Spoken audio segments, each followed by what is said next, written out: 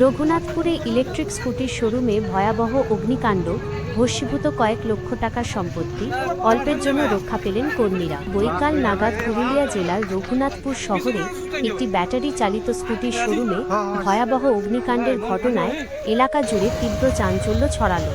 প্রত্যক্ষদর্শীদের মতে, বিকেলের জনাকীর্ণ সময় হঠাৎই শোরুমের ভেতর থেকে বিস্ফোরণের শব্দ পাওয়া যায়। ঘটনায় কয়েক লক্ষ টাকার সম্পত্তি ক্ষয়ক্ষতি হলেও কোনো প্রাণহানির খবর পাওয়া যায়নি। স্থানীয় সূত্রে জানা গেছে, এদিন হঠাৎই শোরুমের ভিতর থেকে বিকট শব্দ শোনা যায়। মুহূর্তের মধ্যে দাউ দাউ করে জ্বলতে শুরু করে পুরো দোকানটি। ব্যাটারি বিস্ফোরণ হওয়ায় আগুনের তীব্রতা এতটাই বেশি ছিল যে নিমেষের মধ্যে ধোঁয়ায় ঢেকে যায় চারপাশ। আতঙ্কিত হয়ে পড়েন আশপাশের বাসিন্দারা। ঘটনার খবর পেয়ে দ্রুত পৌঁছায় রঘুনাথপুর থানার পুলিশ।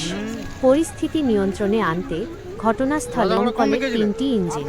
জনবহুল এলাকা হওয়ায় আগুন ছড়িয়ে পড়ার আশঙ্কা ছিল প্রবল।